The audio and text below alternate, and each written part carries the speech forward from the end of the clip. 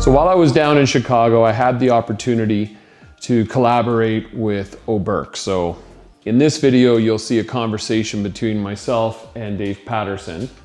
And we're talking primarily about Soul, which is a one-step polish. I use a one-step quite often.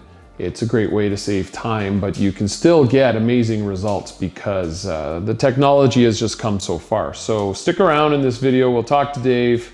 We'll get to know a little bit about him and the brand and Soul. So stick around.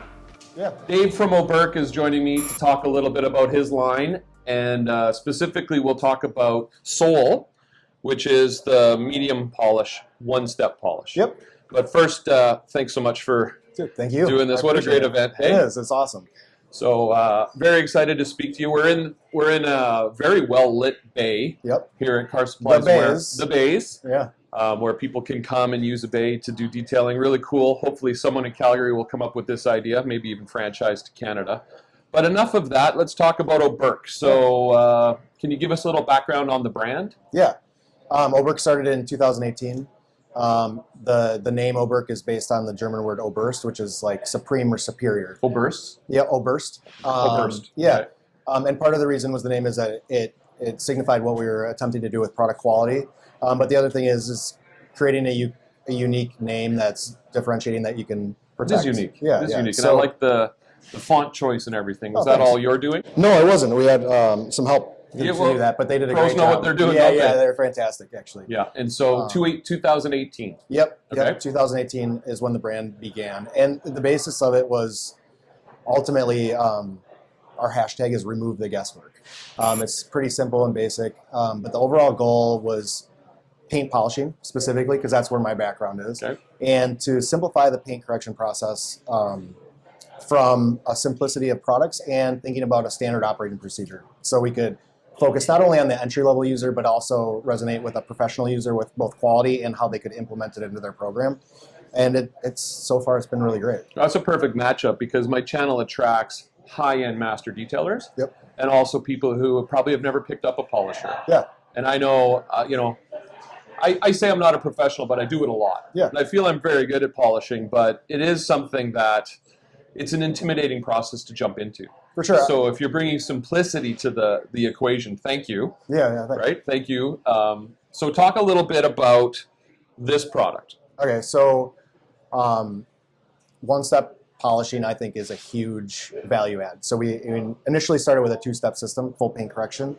Can I stop you right there? Because there might be some viewers who even the lingo of one-step, two-step, especially in Canada, they might be thinking this is some kind of dance. So what does that mean, two-step versus one-step? So traditionally when I talk about a two-step, I'm talking about what we normally call as paint correction, where you're trying to polish out or remove the defects as best as possible, right, while keeping the integrity of the paint, and you're essentially finishing it out the best that you can. So you're using an aggressive compound, yep, on the more aggressive side of things to remove any defects.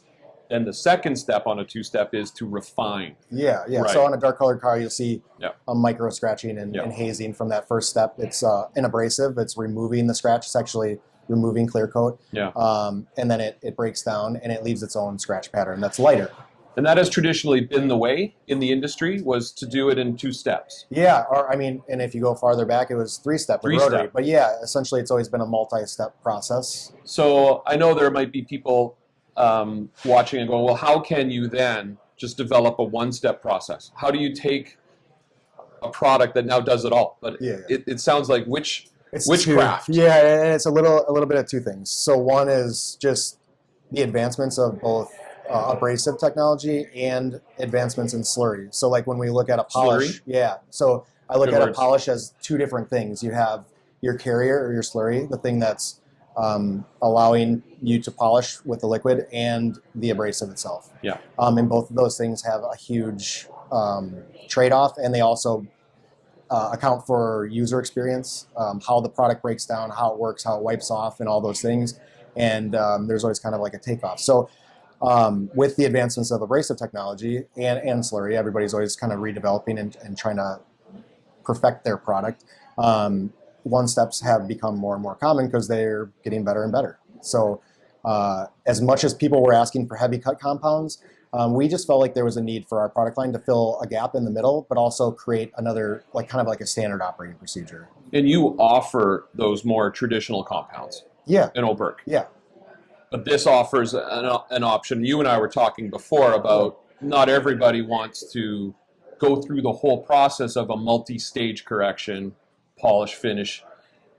Yeah. You can save a lot of time. You can save a lot of money if you're paying by going with a one-step. Correct. Yeah. So there's a lot of different reasons. Like for one, I think a lot of us that are watching YouTube or detailing do higher end stuff, and they like to do that. But the reality is there's more of a customer base that doesn't really want to pay for that, and they don't really need it. And I think ultimately it comes down into perceived value. Yeah, they don't need it. Yeah, I find YouTube's a funny beast. Yeah. People will watch one of the videos I do, and the projects I do are real projects. Like they're for my friend Jeremy. Yeah. They're for my friend Brad. They're not for YouTube. Yep. But people will come in and, they kind of gatekeep. Yep. And, why did you only do a one-step? Oh, what an amateur. And it's like, well, I'm not doing this for the glory. I'm doing this because this made sense in this project. Yeah, and this day and age, a lot of people make assumptions on a lot of different things, but nonetheless, I think one-step polishing is going to become even more popular. Yeah. I mean, it has been, but it's just the customer has to find the value in it, and the reality is that value existent? And a lot of us want to sell it, and a lot of us have customers that want to pay for it. But like I said, there's a lot more people that don't necessarily need it. You have high volume shops that are doing average retail stuff, one-step polishing within their full detail or whatever. You have dealerships, you have new prep for coatings, stuff like that, where one-step polishing just makes sense not only for your budget but profitability. And the reality is, if you can build out a service that's as profitable or more profitable, it doesn't really make a difference if you're, let's say, underselling that customer, right? Like, so if you have a large enough customer base and you can sell those services that are adequate for that customer, you're just filling your other time with those same type of services that are equally as profitable, maybe even more profitable. Yeah. And on the enthusiast side of things, you might have one Saturday afternoon to knock out your car or a car that belongs to a friend. This is a great option. Yeah. So what I want to do is I've never played with this. So back when I get back to Calgary with somebody who's, I have some projects coming up this summer. I have about maybe 8. Okay. And that's a lot. Yeah, it is. It is. My summer break is 6 weeks long, so I'll budget it out. But I definitely look forward to putting this to the test. So what should I'm sitting here with the developer. What do I need to know? What do I need to do? What do I need to buy and prepare so that I can get maximum success out of Soul? So that's great too for both like entry-level users. You can get into a basic system for inexpensive. You don't have to spend a ton of money. You can get an entry-level polisher, single pad, and a polish, and you can get started, right? So I've got the polishers. Is there a particular pad you recommend? Yeah, so we color code everything for multiple purposes, but we use our yellow foam pad. Okay. It works fantastic. It gives a really good cutting ability. It finishes out on almost all paints. So it makes for a really great steady system. For the more advanced user, they might take a car that's white or a lighter color that you will never see that micromar or haze in. Yeah. And even with our microfiber cutting pad, it offers an incredible finish. So, but typically the way that we kind of initiate the instructions or directions is yellow bottle, yellow pad. Yep. Yellow bottle, yellow pad. Yep. Okay. These are not OBERK. Nope. They didn't have any in stock. That's okay. Yeah. And then, okay. So, and realistically, like the towels that we sell through OBERK, a lot of towels are high quality that are already coming in. we curate our collection based on what I like. You know, I have quite a selection of microfibers. I don't know if you've seen it. I have a real, I don't know what you would call it, an obsession, I guess, for microfibers. So I've got that covered. So let's say I'm at home. I've got my polish. I've shaken up the bottle. I've got my pad ready to go. Any specific advice?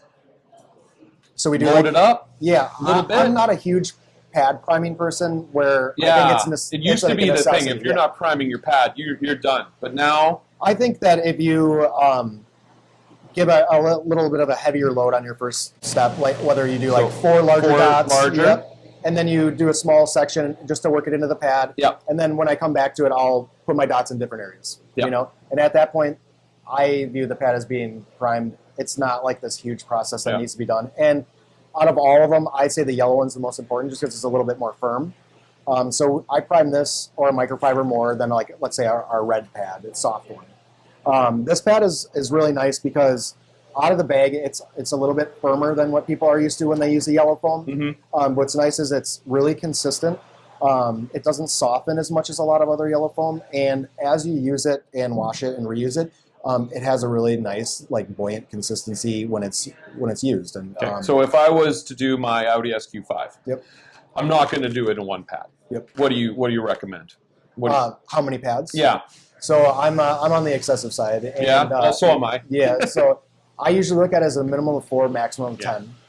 I'm really like a pad per panel guy because pad per panel. I've always been in the pad industry, so that's I had an advantage on that side. But I've always been a really strong advocate for it because even though I got a lot of things for inexpensive or free when I was testing things and all that stuff, I don't like to throw away anything. I'm a pack rat. So I'll actually use the products. And if you use it, toss it in a bucket of water, clean them regularly, that pad seems like it's brand new for so much longer.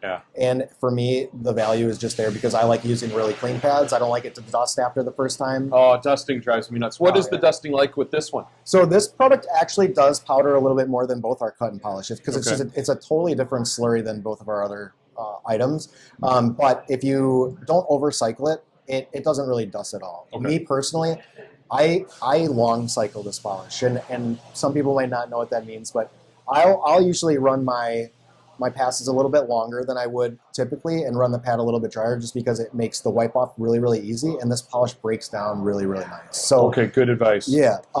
So I long cycle this a little bit more. If the dusting is a problem, you just shorten up your section passes and you won't have any dusting at all. So I've done some polishing jobs in the past where the dust was pretty substantial, and you do your wipe off, but there's still dust in the cracks in your bezels and stuff like that. Would you recommend washing after a polish?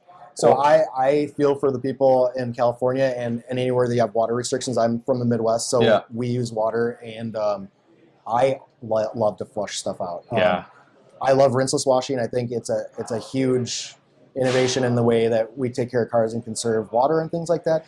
But at the same time, you can't flush a car out with rinseless wash. And at a certain point, even the cars that are garaged and dry washed all the time, that stuff builds up. I mean, I've taken apart cars that have been baby their entire life, and the insides are disgusting. So I'm not the only obsessed one. I will just get the wash mitt and just do a proper wash after a polish, just to make sure all that residue, all that dust is gone. I'm a really big advocate for it. It gets in the window lining. And, All right. Well, I look forward to. Are you okay if I use this product and use my signature cinematic? But what we'll do is I'll double it up with this footage that we've got here today. Cool. So there you go. One step polish. It's called Soul. Not Soleil. Nope, just Soul. Soul by OBERK. David, thank you so much. Thank you. This has it's been awesome to meet you and put a face to the brand. And I'll be sure to wear the shirts. Nice. Thank you very much. That you brought for me. So look for the shirts in the videos, everybody. And thanks for watching. Awesome. Stay rad. Awesome. Yeah, that was awesome. Yeah.